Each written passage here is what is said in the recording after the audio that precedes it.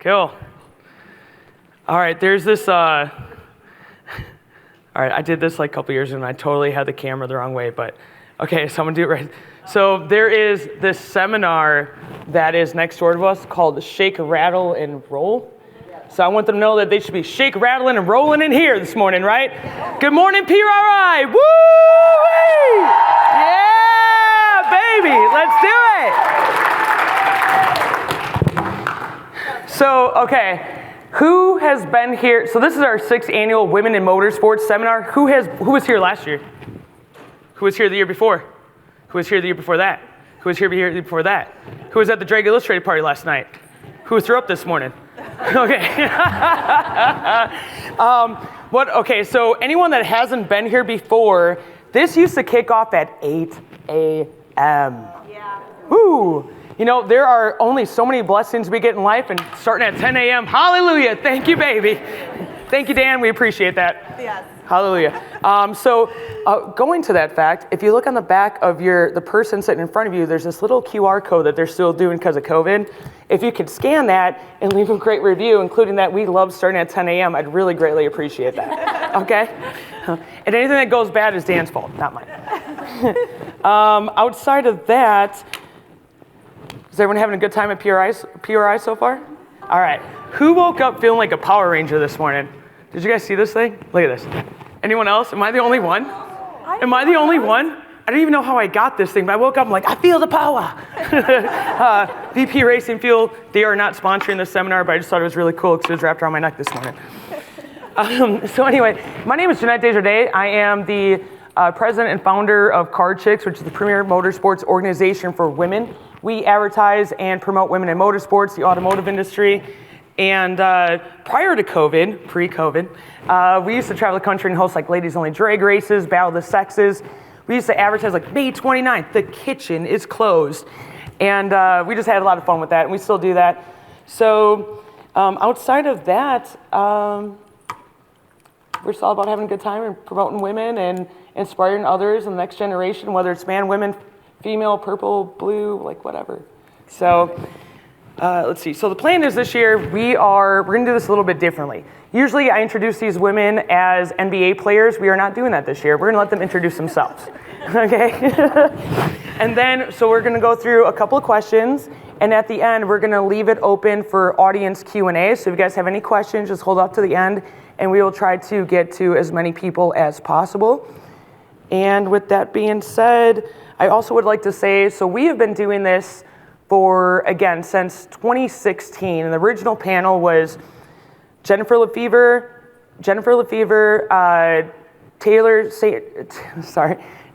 Lynn St. James, Jesse Combs, and myself.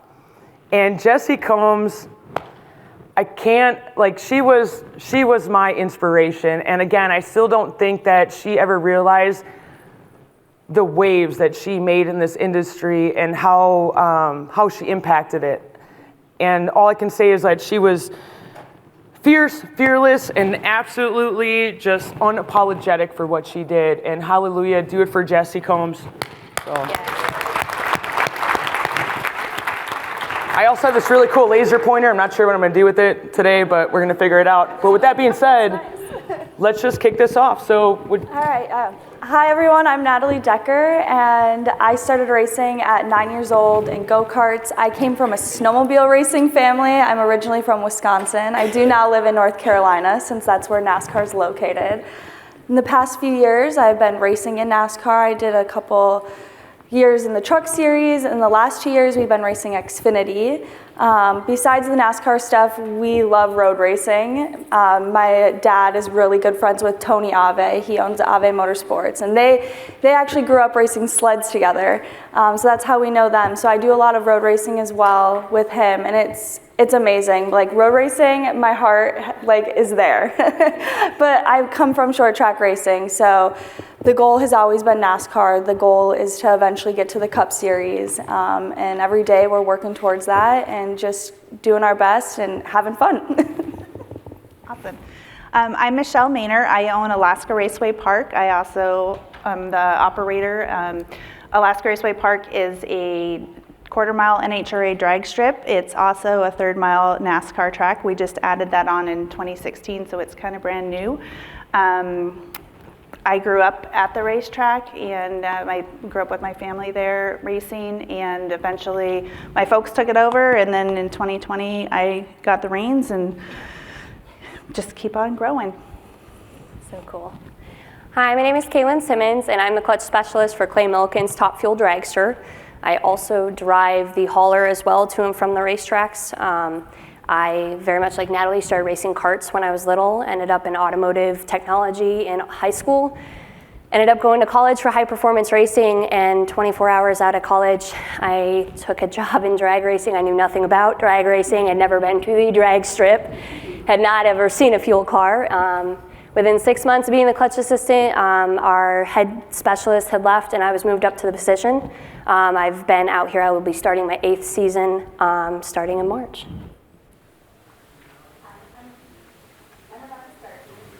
I think so. Put that on the survey, remember? Comment card. All right.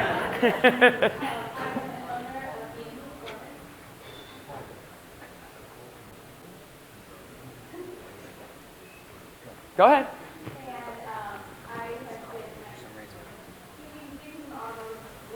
Yeah, I'm not getting anything on there. Met at drag racing, and we developed a company that has evolved from there. We do model Ford performance parts, predominantly supercharger, and all the components that go with that, including tuning, and just looking to grow and get bigger in this world. Round of applause for this year's panel. Woo woo! Yeah! All right, you guys, I've seen that you have the mic. We're just going to start with you and we'll just kind of like roll on down, right? So, what sparked your passion? It started when I was 4 years old, and we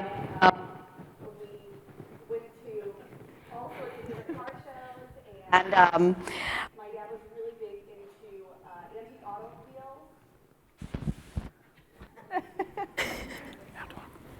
All right. I think I'm good now. Yeah. I am like one of the quietest people too, so for a mic to not work for me is really, really hard. But we were really into, as a family, going to automobile shows. My dad had road raced and ice raced long before I was born. The money ran out when he started having kids, so they were just old cars. He could still do that, but the racing was gone. So I heard about it my whole entire life. My mom, her first job was at the Ford plant. Thank you. And she was a mechanic in the Air Force. I, always saw them working on stuff. Always saw my mom being a really big role model for, if something was wrong with the car and my dad wasn't around, she was in there doing it. And when I got a driver's license, I was the absolute worst driver in the whole world. My dad was like, "Oh, it's bad that we live in Florida because public transportation probably would be a good thing for you. You're bad at this, like kind of awful." But I was really, really driven to do it.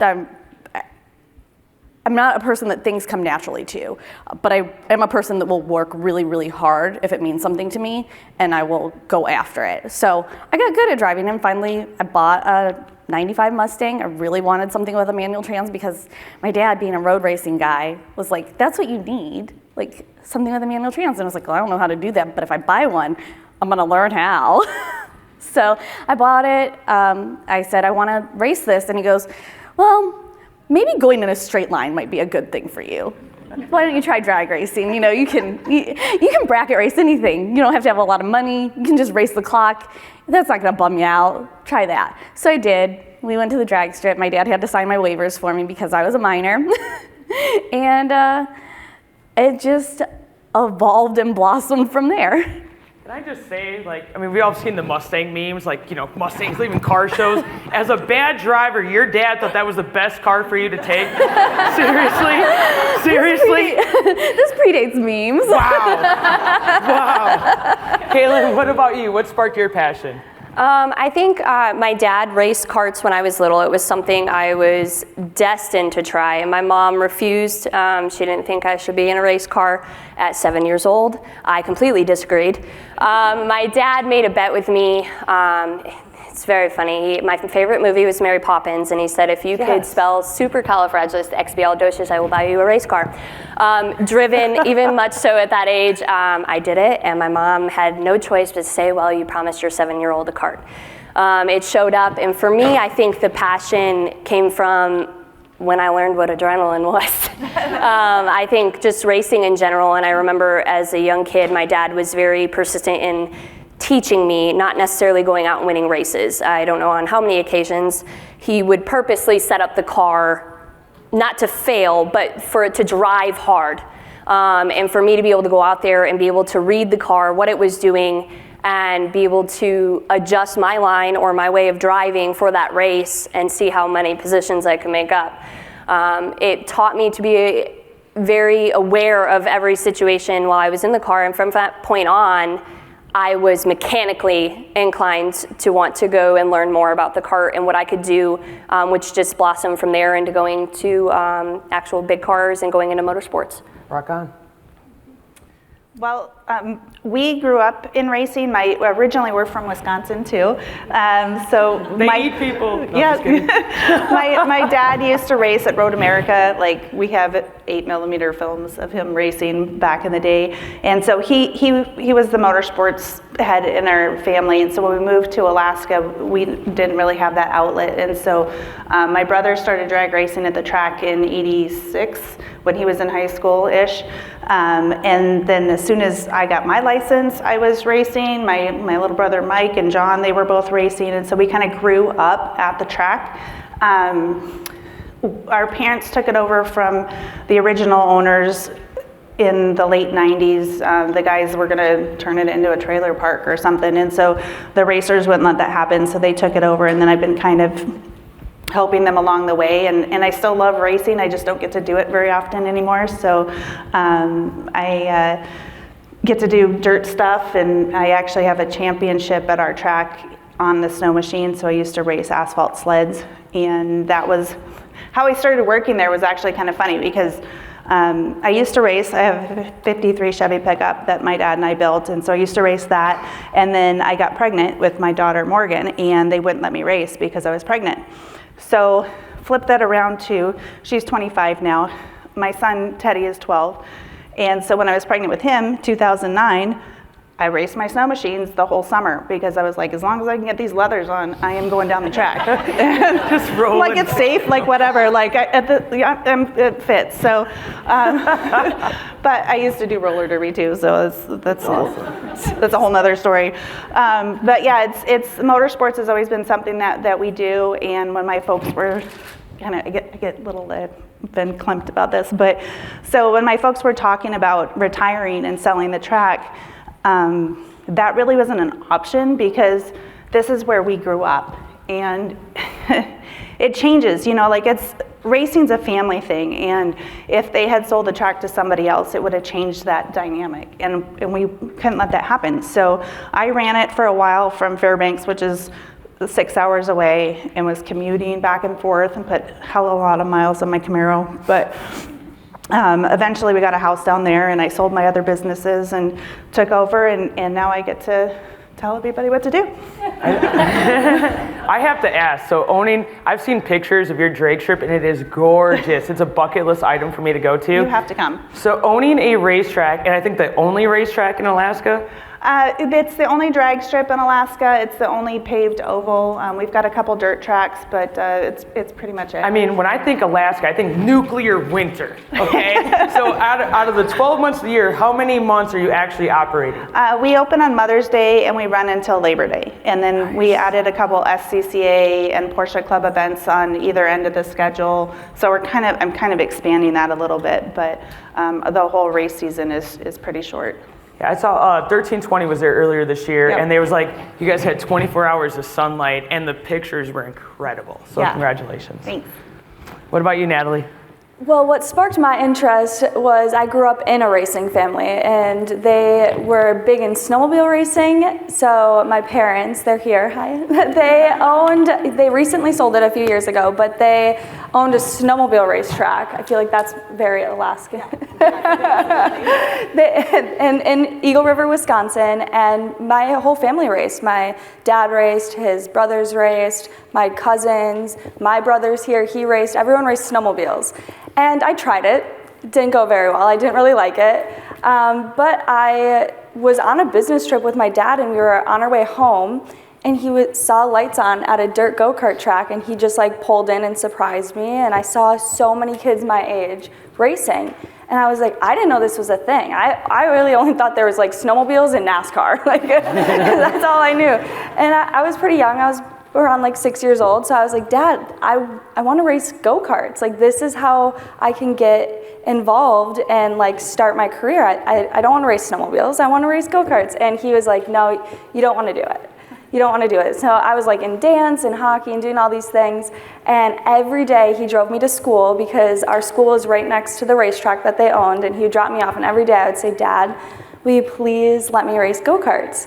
And it took about like 3 years of convincing, and for my 9th birthday, he got me a go-kart, and it was just game over after that. And then a few years later, we started racing big stock cars all over, like from Minnesota to Wisconsin, Illinois, Michigan, everywhere. And then when I was 16, 17 years old, I got accepted into the Drive for Diversity program, and I feel like once I did that and I moved to North Carolina, that really helped me get connections and start getting involved in NASCAR, and everything's just been growing since. But I have to thank the Deckers, my dad's side of the family, for sparking my interest, because they raced everything, not just snowmobiles, but that's all I knew at the time. As I got older, I found out that my dad raced a lot of different things. Thanks, Dad. So, okay, we'll start with you again. So, being a woman in racing, what is the biggest misconception that you think that, the biggest misconception that you feel, in your opinion, for women in racing? I feel like with everything, there's always gonna be like judgment and misconception, but for what I've learned, the biggest thing is they either think right away you come from a wealthy family instantly, or you're there because you are a girl and you're pretty. Like, there's no in between. It's not like, no, I wanted this and I worked my butt off to get here. Yes, I might have a great family that supports me and helps me get there, and I wouldn't be here without them, but that's the biggest thing that I run into. It's like, oh, you're a girl, so that it came easy because, because everyone likes you, or right, they think you're cute, or that you come from a wealthy family. I feel like those are the biggest things that I've ran into. What do you think, Michelle? I guess what I run into is that, everybody's like, well, that you and your husband run the track. Well, no, my husband is a racer. He has an alcohol funny car, and my son has a dragster, and they race. But everybody assumes, being a woman in business, that I don't know as much as everybody. And on the NASCAR side, that's true. I'm still learning. That track's only 8 years old, so I have a wealth of information I need to learn about that. But going into something and they're like, oh, well, where's your husband, or whatever, and I'm like, no, this is, I sign the checks, I clean the bathrooms, I do all this stuff. Like, it's, and he's a great guy, don't get me wrong, but it's, when I go in places, he's a like, great guy. he is. No, it's just. I only want to kill him every now and then. I do want to kill him every now and then, but just assuming that I don't know what I'm doing because I'm a woman, or whatever the situation is, and I'm sure that happens to everybody else in all of racing and building clutches. I mean, that's super rad. So, but I guess that's the thing that I run into the most part, is that I don't know what I'm doing because I'm a girl, and I totally do. So. Kaylynn? I have a couple of things. So I think the first thing is that we need to be treated gently. In a lot of situations that I've been in with maybe a male teammate or something, and maybe something went on with the car that went wrong, a lot of times a male would be more direct to another male. But if I were to do something wrong, it's like, oh, I'm so sorry, but it was wrong. And can we not do that again, please? Where they're yelling at, my teammate, and I'm over the same situation. And I think sometimes, and the same goes for handshakes. That's a pet peeve of mine. When I go in for a handshake, I mean business. And a lot of times when another male, and I understand a lot of it's respect and being polite, and I'm here for that, but when I'm gonna shake your hand, you better shake my hand.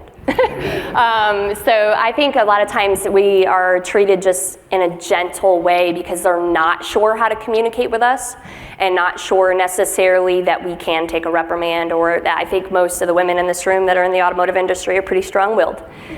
We got where we wanted to go, and I think we can take it. And of course there's that ounce of respect too, but I think sometimes being treated gently or differently just because I'm a female can be off-putting. And the other thing is that we can't get our hands dirty.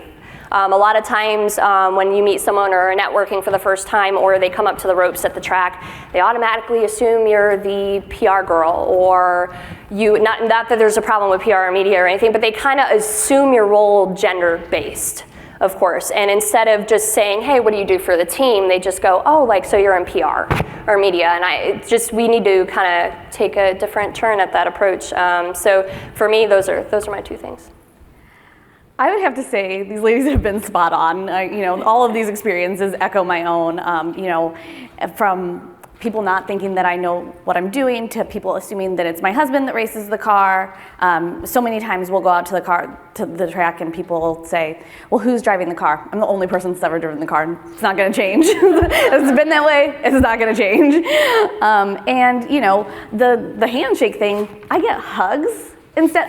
I want equal opportunity hugs. If you're gonna hug me, you better hug all the guys in the booth too. If you're gonna shake their hands, you better shake my hand. They've been spot on. All of these experiences are the same. Walking into PRI, I was carrying things, and somebody yelled at one of my guys, "Why are you letting her carry that?" I was like, "Did you ask them to try to make me stop? Because you're not gonna make me stop." That's funny. Okay, so starting with you, Dr. Rebecca. So what, work-life balance? Explain that to us. I'm the last person. Yeah. I'm the last person you should ask about work-life that's why I'm asking you first. balance. How do you pull this off, girl? Please. I am a big proponent of more hours in the day. I don't like to sleep. We've got 6 kids. Yes, 6.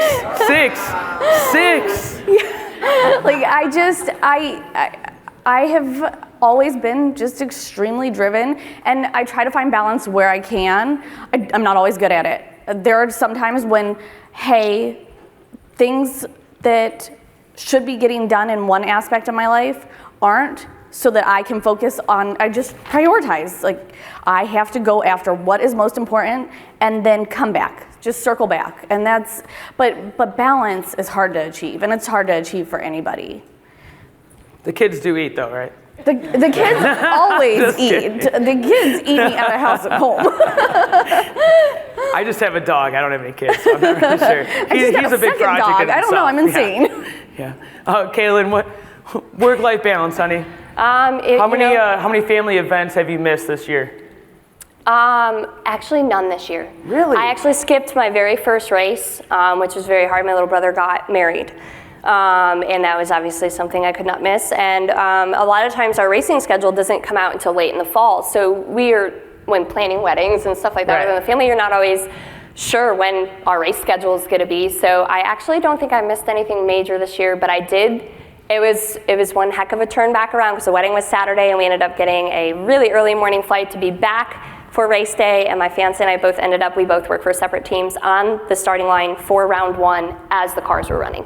Wow. From the airport. So, but work-life balance it can be tough with how much we travel, and then on top of that, my fiance does work on another team, so we're both gone all the time. We both work in Top Fuel cars, and so we both run the same schedule. So as far as us seeing each other, we see each other often at the track. Not as often as you'd think, but mainly when we're at the track. I don't want to talk to him. He's the competition. But We're going down. Yeah, as far awesome. as balance, like when we get home, we tag team stuff a lot of the times. Or if I have to go, to the shop, or he has to go to the shop, we kind of just work back and forth on that. As far as like getting away from work or something, we normally have to convince one another. It's normally him convincing me that I need to slow down.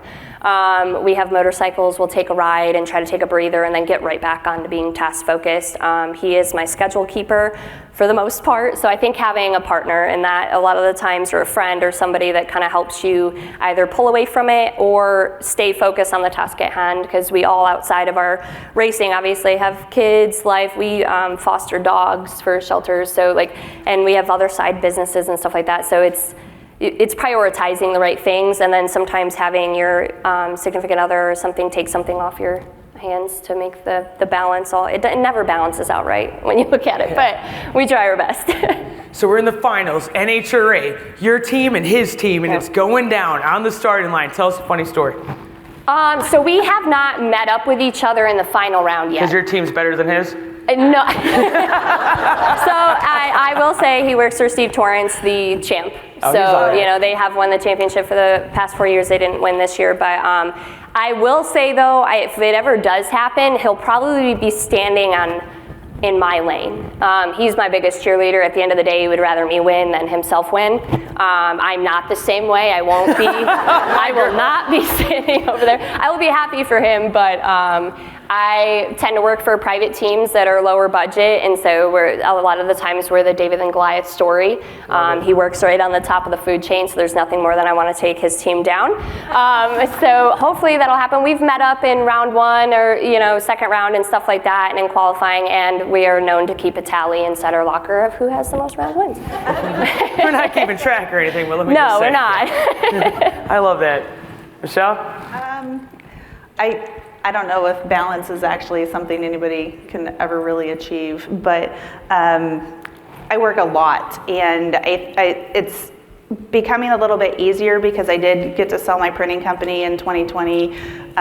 We sold our Airbnb. Both of those companies were in Fairbanks, which is a ways away, and so I was running those remotely and then running the racetrack. And so I'm very, very thankful that I now just have one job. But it's a big job because now we have 2 racetracks. So, in the summertime we have beer and condiments in the fridge, and we eat at the racetrack because we're just busy. I don't know. I struggle with balance because I'm just busy working on stuff. So I'm trying to get better at that because I want to keep doing this for a really, really long time, and I'm getting to 50, so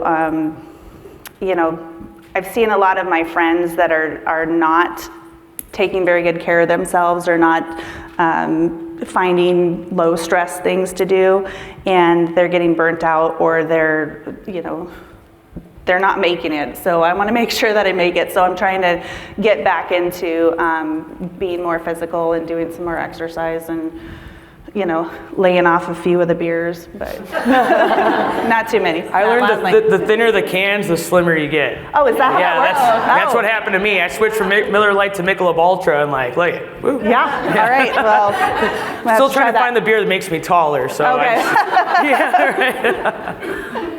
Natalie, work-life balance, sweetheart. Balance, I know. like everyone said, it's hard, but it's so important. And the way I look at it is, whatever the task is that is most important, or that you only have control over, there's so many things that are happening, and a lot of the things you might not have control over. So you just have to forget about those things and focus on what you do have control over. And I feel like that really helps me with my balance. And I work with my family, so it's really nice. I get to spend a lot of time with my family, and then we also get to get our work done and our jobs done, and I really enjoy it. So that also really makes the balance easy, because there's no one else I would really rather spend the time with in the day. And the biggest advice I can say is just remember that only focus on the things you can control. That's the biggest thing, and that helps me so much with keeping my life balanced. Man, that's a blessing and a curse. You listen all the time, man. Hi, Mom. I miss you. I know I haven't seen you in 2 years. So social media. You guys are all on social media, right? Everyone's on social media? Yeah? Who has had to deal with something negative on social media? Everybody, right? Probably from the person next to you. Yeah, we know, right? Okay, so Natalie, you probably have one of the largest social media followings on the stage right now. So running your account and having to deal with the negative, like keyboard warriors, how do you do it? It was really hard at first. I'll have to say, Hurtful. People are mean. Yeah, right? There's been. She's so sweet. Why would you be so mean to her? Oh, thank you. She loves her family. Yeah, please don't be mean. Starting out, it was hard. There's lots of crying nights and like focusing on that, but. Like I said earlier, like I can't control that. If there's gonna be people that are gonna be mean on social media, there's no control over it, so I'm not gonna put my energy towards it. And when I started racing for DGR, I remember I was struggling really hard with it, and that was me transforming from the ARCA series into trucks, and that was like NASCAR now. And I'm so glad the team owner I had, it was David Gilliland, and I told them, I was like, I'm struggling with all of this. Like, they're not just being mean to me, they're being mean to my team. And I was like, it's hurtful, and I want people to know the truth. And that's when he told me, he was like, Natalie, you can't control what people are gonna think of you, say about you. And he's like, you just need to be true to yourself and like have fun and go to the track and enjoy the time. And when he told me that, then everything changed. I was like, you know what? Yeah, I'm not even gonna read any of the negative comments. And the ones that I do are, because they're the funny ones. Yeah, it's like, yeah, so then they're mean but funny. So that was really helpful. And that was a big turning point in my career racing for him. And he really gave me so much good advice that has made me a stronger person, especially when it comes to the really negative part about social media.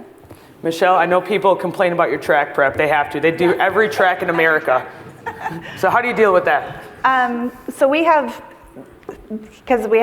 have social media for myself, but then I also have the social media for the track. So I have a lot of accounts to keep track of. And yes, they complain about the track prep or. Not that I can't tune my car. It's always the track. Right. Yeah. I've got one racer in particular that really has got a chip on his shoulder because I won't let him take his truck down the track because he doesn't have a cage in it. And he's got 2 little kids and one on the way, and I'm like, dude, I'm not telling your wife why you're not coming home. So he races it on the street and does all this other stuff. So that one recently put a post out about the track that really irritated me because it's not true.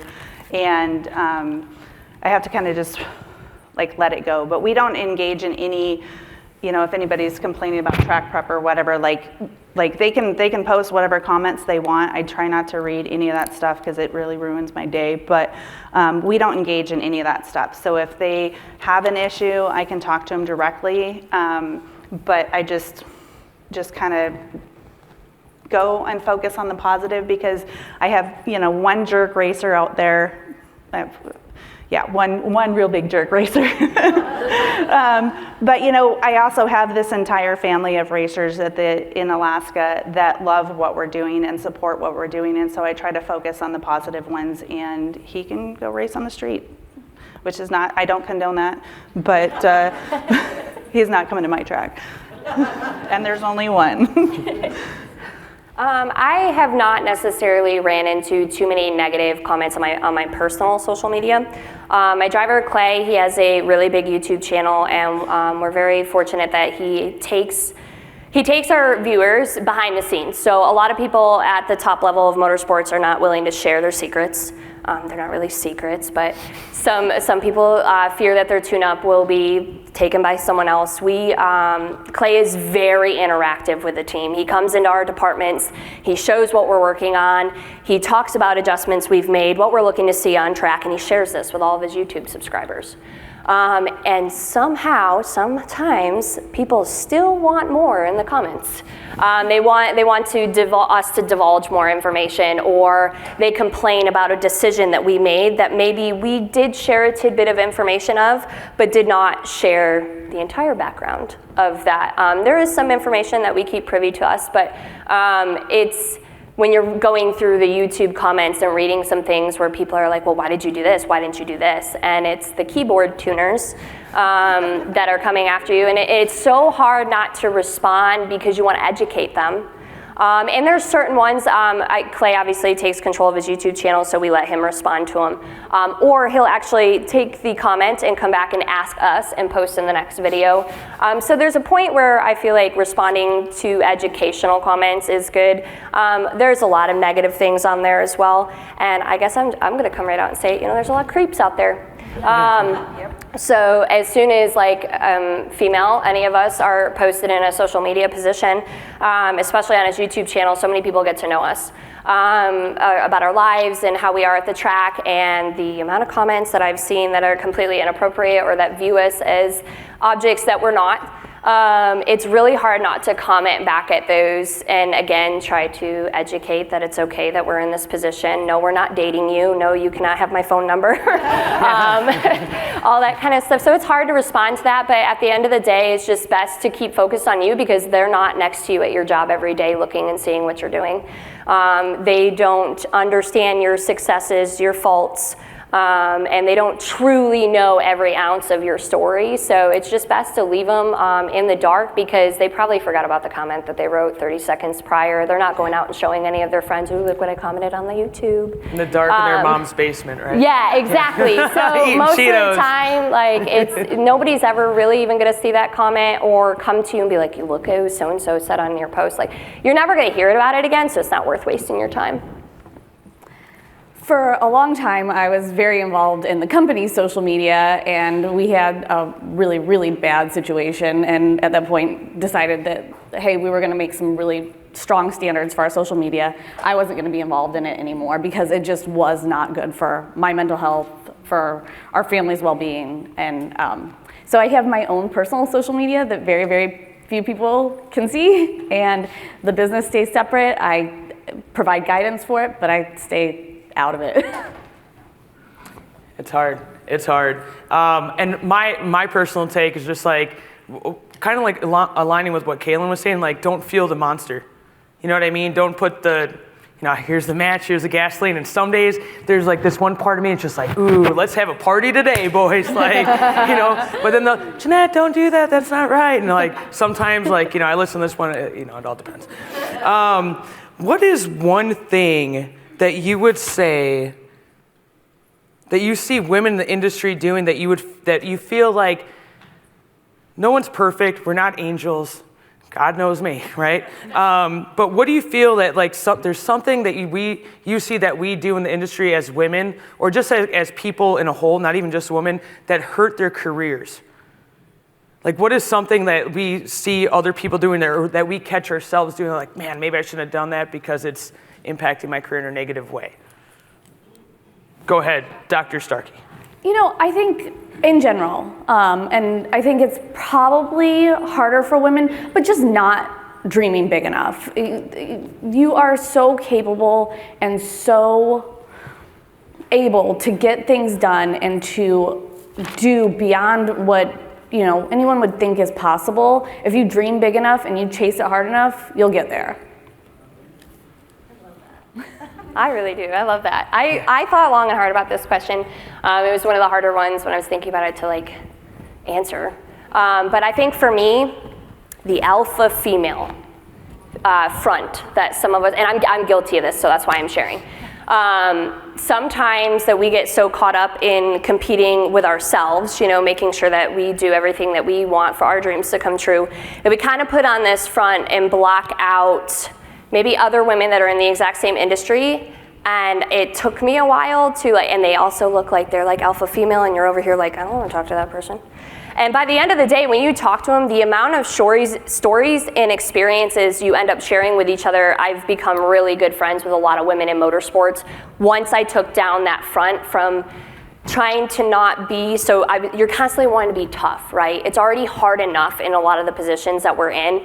So you go into it making sure that everyone knows you're strong-willed, you're deserving, you want to do good for yourself, but sometimes you put up this blocker against inviting people to come into your life to appreciate you and then to push you harder. So I would say, like, just don't put up a front. Be inviting. Like, yeah, Michelle? I feel like I have two things on this. One, I don't delegate enough, and I think that's kind of a thing that a lot of women don't do. We can get it done, which is great, but I'm learning the more that I can give to other people, the more stuff I can get done, because I am dreaming big. I have plans for the park, and we're going to keep going there. The other thing that actually came up kind of this morning, we were having a little gathering, pre-gathering here before we came to this. Pre-party with a Mimosas. super long Starbucks line. And the thing that I see in industry with women is that we don't feel like our role is important enough.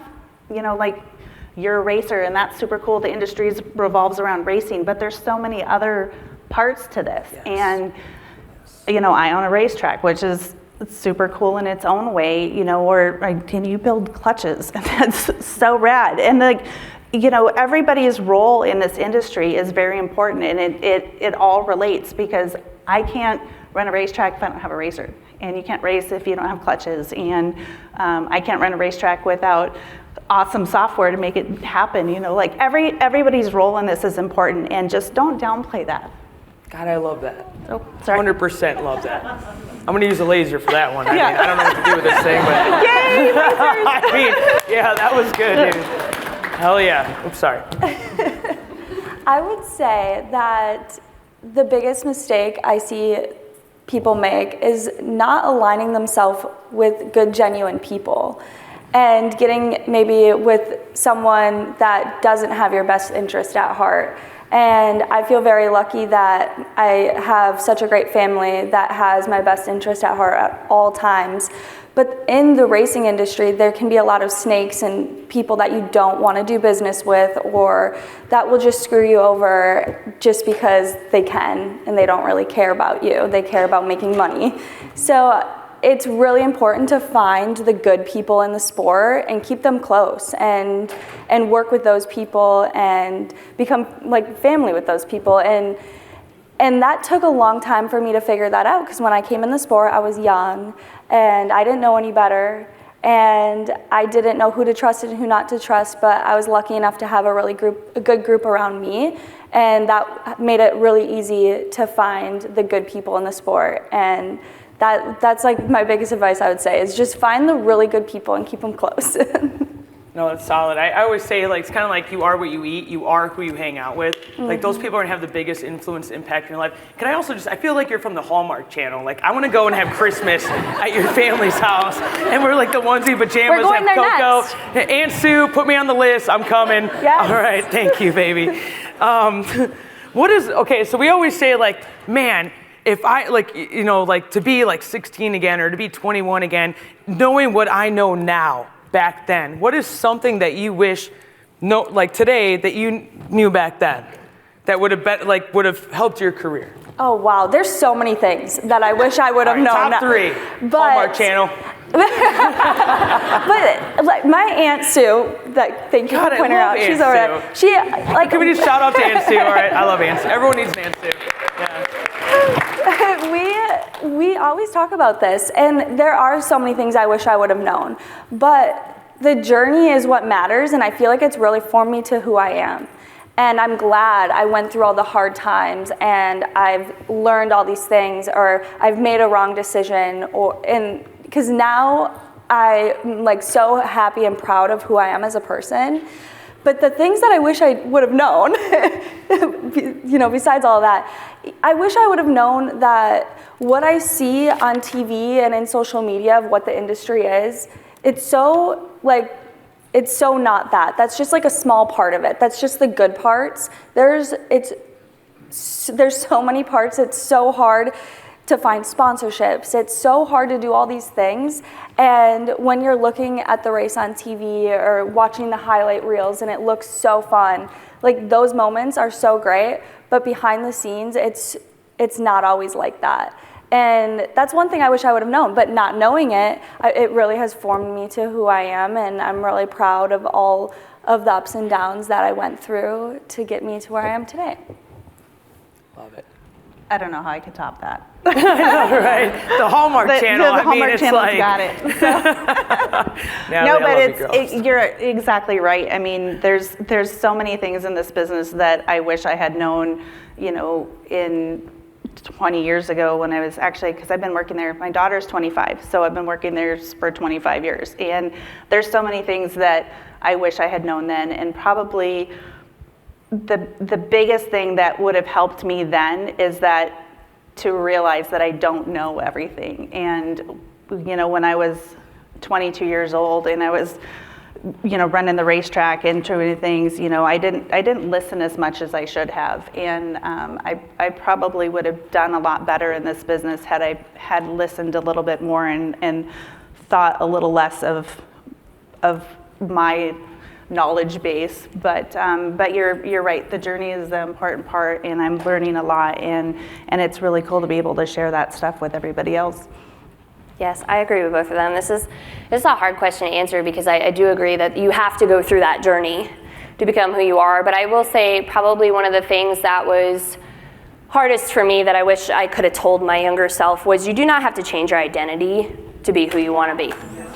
Yeah, so in automotive, I was in a trade school in my high school, and I was convinced you had to be one of the guys. And by one of the guys, I meant guys' jeans, guys' hoodies, did not brush my hair. I did not know what makeup was, and I really thought you had to kind of blend more with them than I could be my own person. And it took me a while to get back to a place where I felt comfortable and understanding that it is okay if I go to the racetrack with some makeup on. I'm a makeup junkie, skincare, I'm beauty, fashion, all that. That's my outside life.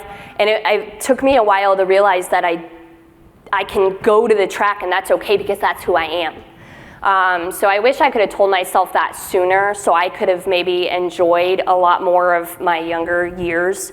But I think that's pretty much it. You don't have to change who you are to be. I mean, the only people I had to look up to, I'm from a very, very small town in upstate New York. So I had the Right on Track movie on Disney with Erica Enders in it and Courtney Enders. To me, it was a Disney movie, so nobody really explained to me that they were real. I probably should have read all the little clips at the end that said that they were real, but when it's the next movie's on already, like you can't read those. And the only other person I remember the first time I met a woman in motorsports was Erin Crocker. She was one in the World of Outlaws sprint series at a track. It was 5 minutes from my house, and it was the first time I had physically seen a female in motorsports. For me to be able to kind of look up to, and she ended up moving on, I believe, to race in the truck series for a little bit. But I didn't have that influence in my life. My mom wasn't a super girly girl, so a lot of me hid myself behind an identity in which I thought I needed to present myself to get to where I needed to go. So that's what I would say. Love it. I think these ladies, again, are so right. The journey is so important, and it's so formative to getting you to where you are. And I hope in 10 years, I have more mistakes and more things that I would have known. But I think what I wish I would have known when I was much, much younger was to adamantly trust my instincts.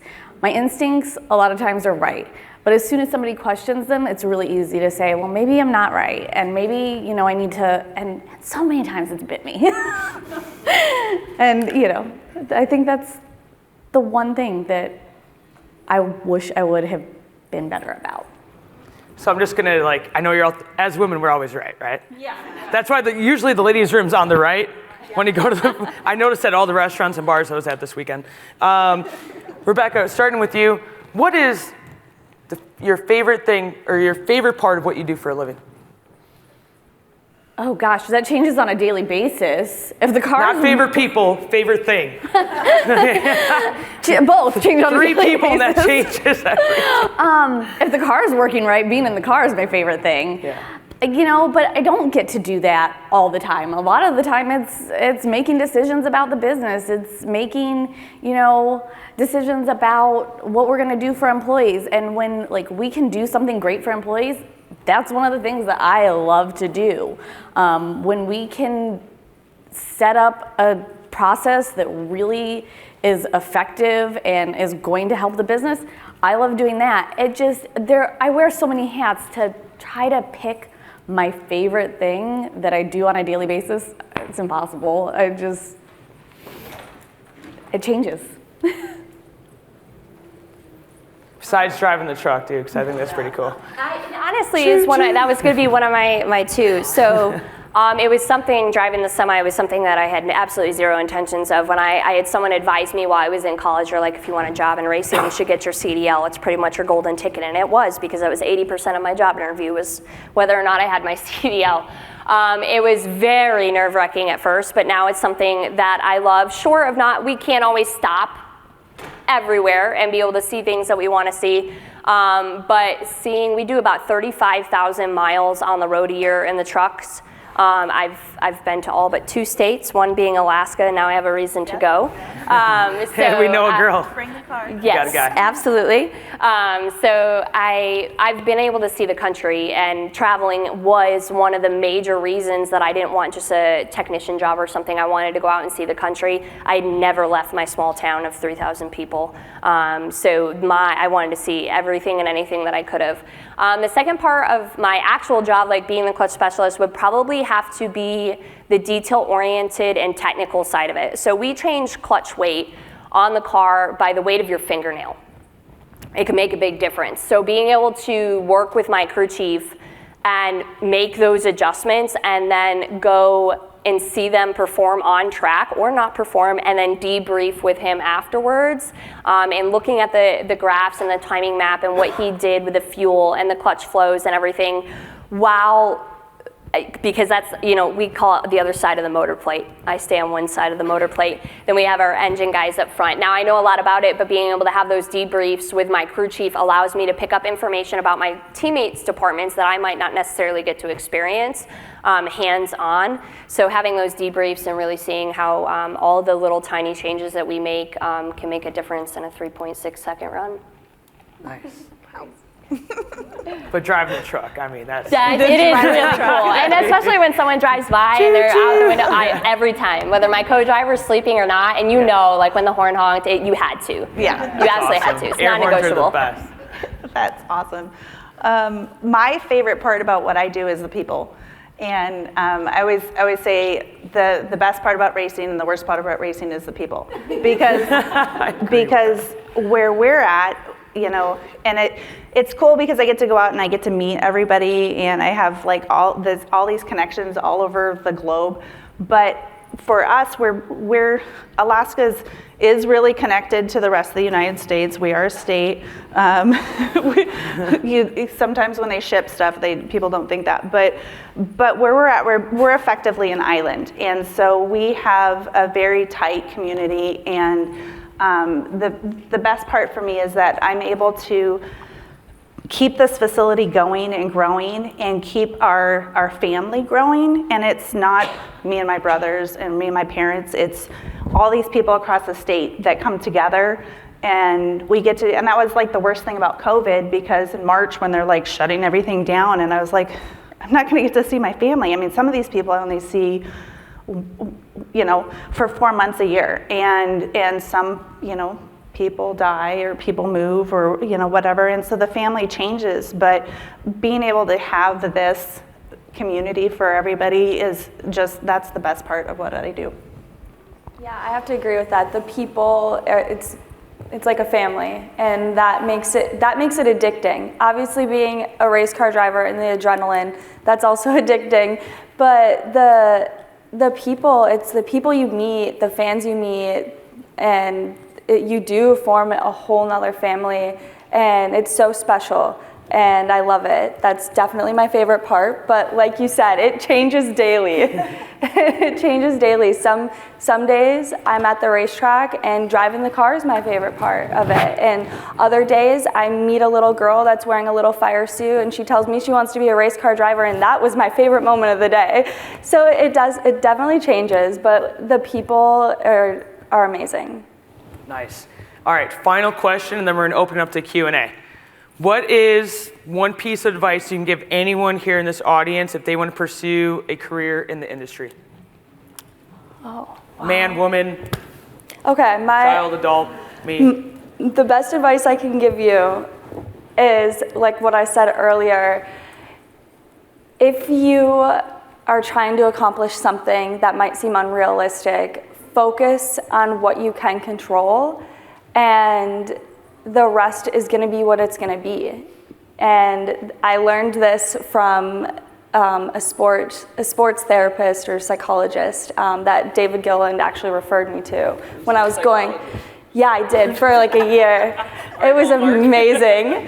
And he gave me this equation, and I live by this now. It's A plus B equals R. R represents results. And all you can focus on is A. So if you, for example, let's say I'm racing Daytona and I can only focus on, staying healthy, eating right, working out, communicating with my team, studying for the race, doing all these things. I'm going to focus on that. And then B, my motor might blow up. The car might not even start on pit road. Like, there's things that can happen. A massive wreck can happen in front of me and there's nowhere I can go. Those things I'm not even going to think about because I have no control over them. So A, what you can focus on, and then B, what you can't is always going to be your result. So if you're always focusing on the things you have control over, your result will be the best it can be. And it will never be any better or any worse. It will always be what it can be. And that is the best advice I can give you, no matter what you want to do. If you want to be in the industry or not, and you're here because your sister made you come from California and you know nothing about racing, but do that equation, live by that equation, and it has changed my life. That's awesome. That's solid. Michelle? My best advice is just keep learning. If you want to be whatever you want to be, then keep learning, keep the steps going to get there. I was talking to somebody yesterday, and I said this is my third promoters event in 4 weeks, and I went to Portland, I went to Reno, I'm here, and yes, I went back to Alaska in between all those times for Thanksgiving and stuff. And she was like, well, she considered me one of the top promoters, which I was like, okay, because I don't think that, but anyhow, but she goes, I consider you to be one of the, up and coming, top whatever. And I was like, yeah, but I'm not going to get any better if I don't keep learning. And because we're in Alaska and I'm the only racetrack, I don't really have anything to draw from at home. And I pick up stuff from every event. I go watch NHRA and I'm like, oh, look they've got these cool trash can covers, which is super nerdy. But if you own a racetrack business, that's like all I do is take pictures of stuff that we could do better at our track. But just keep learning and keep growing, because that's how you keep growing and how you keep getting better at what you're doing. So don't ever stop. I would have to say find the right group of people to work for or work with, work beside. Being in a toxic situation can probably be one of the worst things, even if it is a dream job. If you have made it to the top of where you want to go and you are still with toxic people, it will still be a toxic situation. Especially for the women in the room, finding that right group of guys to work with that understand, because I think, at least for myself, I learn differently. And I perform differently. I'm more, I'm really patient about things, whereas some of my coworkers are not. And having a group of people, you're essentially a ballet. It's a choreographed dance. If you have someone up on stage doing hip hop and you all are trying to do ballet, your team is going to, become at fault for something at some point. And just because they're not the right people for you to work with doesn't mean that you can't be friends with them. There's a lot of people in the industry that I absolutely love dearly, and they're my really, really good friends, and I wouldn't work a day in my life with them. Just because I know that that's not the right fit for me. And sometimes it might take you a few different jobs or positions or trial and error to find your people. But I think surrounding me, I've been very fortunate to have 2 teams that are like family to me. And they literally are like my brothers. We've spend every ounce of time with each other on the road. And that's, really key for me being successful and overall your mental health too. And the other thing that I've always said is know equals your next opportunity. Don't ever let no define the end to something. It's always going to be your next opportunity, so use that as your fuel to your yes. That's pretty good. That's solid. Ballet and hip hop, man. I was like, wow, that was good. I call it a circus, but that was way better. Yeah, it's that too. Yeah. My best advice would be to unapologetically follow your dreams and chase them. And if it's what you want, go after it. Don't let people's misconceptions or your fears be a barrier to what you want. Love it. Nice. So we have maybe a couple minutes. Anyone have any questions they want to ask the audience? We have a mic. We're going to run the mic. Come on, Mike. Mike's running the mic. That's Mike. Mike running the mic. Appreciate you, Mike, with the mic. You can do whatever you want, sweetheart. You can stand up, you can sit down, you can do the hip. Yeah. Okay, yeah. My name is Destiny Spurlock. I drag race motorcycles professionally. My goal is to get into NHRA Pro Stock Motorcycle. So I think you ladies are awesome. So my question is, I guess, for you, Natalie, and you, Kaylynn, what is it like, how can I say this? Being a woman in motorsports, how do you overcome your biggest adversities, whether it's men telling you you can't do something or you bringing up a suggestion of changing something and they don't listen? Like, how do you all deal with that? Oh, wow, that's a really good question. Yeah. Do you want to go first? I can go first. So that happens so much, like, especially as a driver working with a crew chief that has been in the sport way longer than me. And I'm a rookie and I'm coming in. And if I'm saying like, hey, my car's doing this, and he might not believe me, that gets really hard. And that just goes back to really put yourself in a group of good people that believe in you, they trust you, they know how good you are, they know how smart you are. And that's what's gonna help you like excel and not feel that. But that's always gonna happen. I feel like for a male, female, it really doesn't matter. There's always gonna be people that don't believe you or trust you or talk down to you. And it really just always goes back to surround yourself with amazing people, have a good group around you, and that won't happen then. Yes. Yeah, I 100% agree with that. So I'll share a little story. So when I started, like I said, I was 24 hours out of college and I got this job as clutch assistant. As clutch assistant, I took care of tires and I helped the lead clutch specialist install the clutch into the car. Very basic stuff, but like I said, I'd never seen a drag car. I had no idea what I was doing. One of the first tasks that my crew chief put me up to was torquing the flywheel. I was torqued to 175 foot-pounds. Now, I worked out in college. I knew that the physicality of the job needed to be there for me. I'm not a bodybuilder and I'm also not a guy. I don't just genuinely have that muscle mass that comes stock, I feel like, because I'm still working on it. I don't have it. Yeah, we don't have it. We need to we're gonna upgrade to the arm. That's an add-on, modification. So I don't have that. So I went out and he goes, you need to torque this, or I'm not sure if you're gonna have a job. And I was shocked because I had just went through this interview process and I had tried out with them and everything, and I sat there and I was like, I'm gonna do this. So I start torquing the flywheel and I'm struggling hard. And I think many women in the audience know what angry tears are. I'm not a sad crier, I am an angry crier. And at this point, I'm going to torque it and I cannot get it. I cannot pull the torque wrench. And so I have tears running down my face because I am 3 days into my career. I just drove out to Las Vegas with the team, and here I am, and I cannot do the job I was asked to do, and I made it to right where I wanted to be in life. And now I was gonna lose a job because I wasn't physically capable of doing it.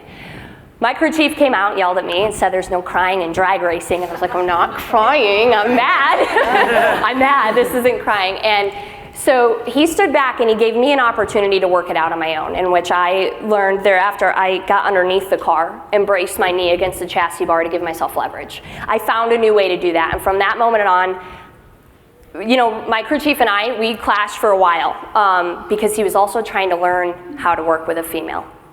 So I think sometimes, of course, I wouldn't recommend being in a toxic situation. I do recommend that you be with the right group of people, but my crew chief has been the biggest mentor in my life from that moment on. And it just took a couple months of him understanding how to work with me and me understand how to work with him, because it was a dynamic that he had never experienced before. So now he's probably the one person I would pick up the phone and call every second of the day. So I think sometimes you need to give it time to maybe explain yourself and how maybe you learn differently or what you're feeling is different. But I feel like after a couple months, if it ain't working out, they ain't your people. Awesome. I like that. And I drive tractor trailers too, so I'm right there with you. That's awesome. Thank you. Anyone else? Oh, we got. Hey, Mike with the mic. Mike with the mic. Thank you, Mike. Hey, first of all, thank my friend Lynn for getting the women in racing together, and then also Jeanette for keeping everybody together. That's a hard job to say, okay, we've got a track here, we've got a parts component person here, we've got a driver here, everything else like that. So definitely kudos to you. And as I'm a Marmon, my family designed, built, and engineered the car that won the first Indy 500, and then. Nice. And then I went on to get into offshore powerboat racing. And I think one of the biggest challenges I've seen in either sport is how do you learn everything about every single, it's like you've got, how do you guys see when you work with a crew chief, or, which tire do we change? Colors are changing. We've got to replace a clutch. Well, how do you work with all that? And what do you think is the biggest challenge in educating yourself? You're focused on jumping into that vehicle and taking off and winning. And it's like, but you still have to know, hey, there's something under the engine I felt. So let our crew know. What do you think's the biggest challenge? Well, I think that off of that, like you said, there's always so much to it. Like, racing isn't simple. There's a lot that has to go right for you to go out and do well. And the sport is always evolving. So you're never going to know everything. You're never going to always know all of it, because it's always changing. And you have to be able to change with it and learn with it. And even the smartest guy in the sport right now doesn't know everything. And so as long as you can keep learning and keep changing and evolving with the sport, then you're going to keep growing. I just Google. I don't know. I'm not kidding. I'm serious. YouTube it. I think that surrounding yourself with people that you can trust and people that, because you can't know everything. It's unrealistic, and it's going to hinder you in the end if you're trying to learn something that's just not integral to what you need to be doing. Having somebody that it is integral to what they need to be doing, that's your best bet. That helps more than you knowing it all, because you can't do it all anyways. Mm-hmm. Yeah, I think for me, notes, binders, they're great. Obviously, I take notes on everything, but for me, the biggest thing was physically seeing something over and over and over again.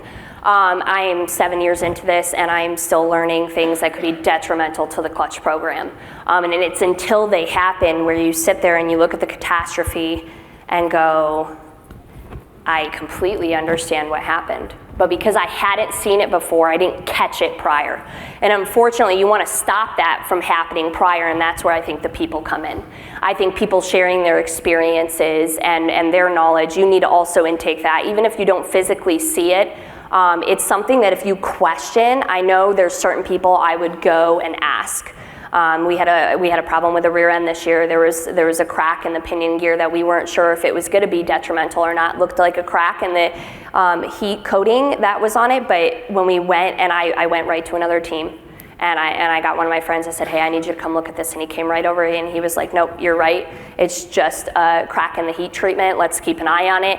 But in having his backup and where the people come in, and it is constantly changing. I agree with it all. It's constantly changing. So like in that specific aspect, the ring and pinion gear changed treatment companies, and that treatment was more brittle. And so you're constantly having to keep up with not only your own department, but now your parts coming in, what was done to them prior. You can't keep up with it all. The best you can do is to ask for advice, for help, take notes the best you can. I take pictures and I add notes to the pictures in my phone. So when I see something similar, I can go back and kind of look at that again and see if we're dealing with something similar. Anything to add, Michelle? Not really. Not really? All right, I think we got time. Good. You guys did good. I think we got time for maybe one more question. Where's Mike with the mic? Mike. Oh, sorry. Hi, my name's Lydia. I am currently working at 2 shops. I work at Meineke and then a performance shop called DesJardins Motorsports. Nice. One thing that I'm struggling with right now is being an extrovert, making those connections that I need to in order to do things that I want. Because I currently want to do drifting, so I'm a big JDM girl. I want to drift an S14. And I just need advice on how to not being such an introvert anymore and make those connections. So like, how do you guys do that? Like, how do you guys like make those connections that you need to in order to progress? Because that's my challenge right now. It's just like, I'm super shy, so like even doing this is like super hard. Yeah, you're doing great, man. You're doing great. You know what? You just have to, like in my, You do it. Yeah. I hate public speaking. Right,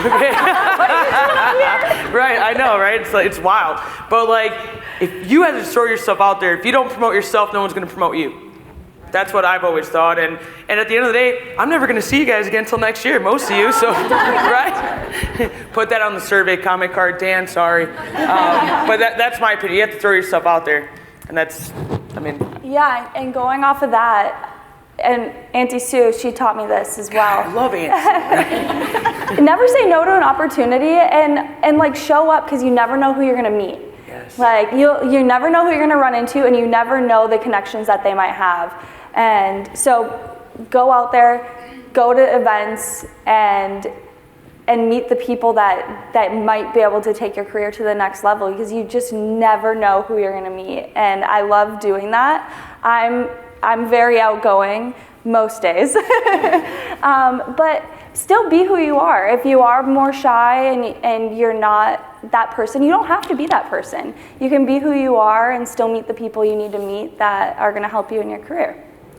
I think I want to say 90% of it's just showing up. Yeah, showing up. Just, hey, you want to get into racing? Shh, go to the Show racetrack. up. And there's plenty of people, like, I mean, I go by myself. And then you run into other people that are by themselves. And Yeah, like, you're never by I'm yourself. shy, you're shy. Like, we're going to be shy together. Maybe crack open a beer and like, we'll be best friends by the end of the day. I definitely agree, and I am an introvert. I'm a quiet person. I get power from being alone, and there's power in being an introvert too. You get the opportunity to observe and learn because you're not doing the extrovert things. And there's an excellent book. It's called Quiet, The Power of Being an Introvert. And there's a lot, it's available as an audiobook, but it is really, really helpful. I was told at a job one time, well, I don't think that anybody's ever going to want to be your client because you're so kind of reserved.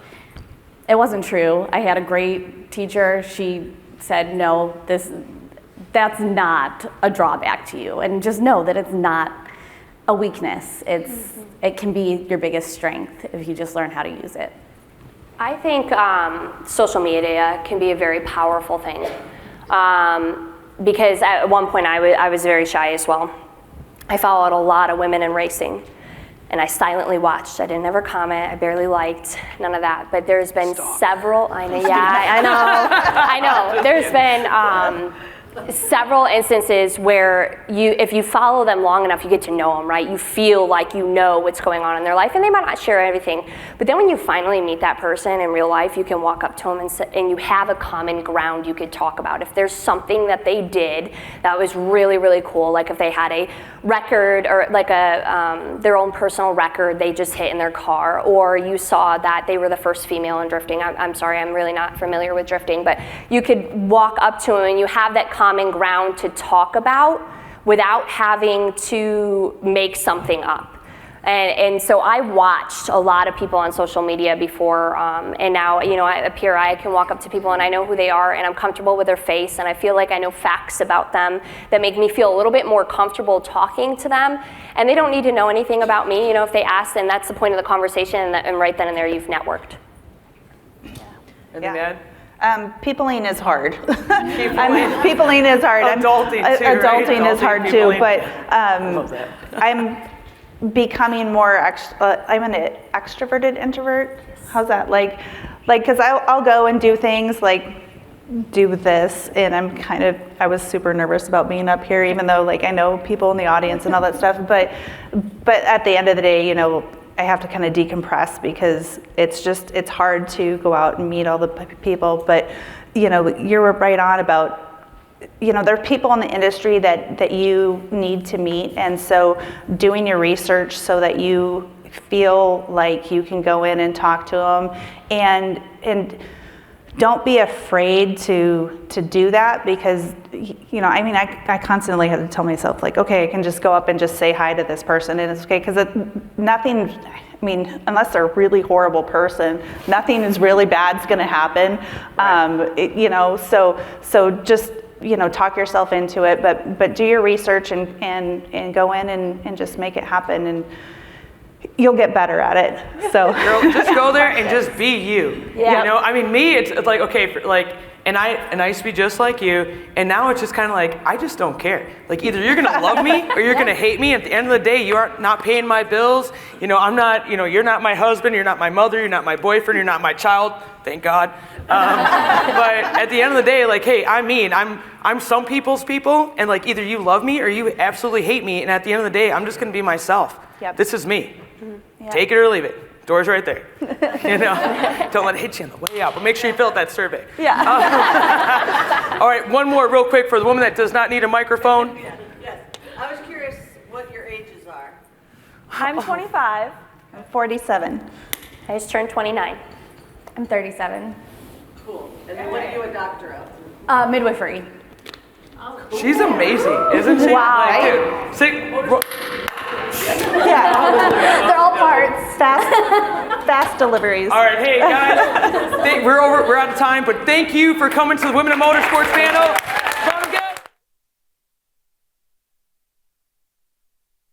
If you guys want to come up and, like, you know, ask the women individual questions, I'm sure they have a few minutes, pictures, you know, whatever. Yeah. But we got to get a picture real quick together. Yeah.